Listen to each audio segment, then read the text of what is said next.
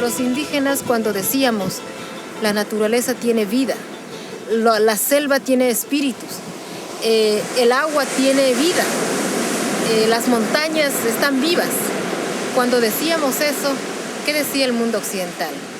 Que nosotros tenemos mitos, que nosotros al creer en esas posibilidades estamos saliendo del mundo civilizado, ¿verdad? Y por tanto somos subdesarrollados porque pensamos en que la naturaleza, en que todos los seres tienen vida.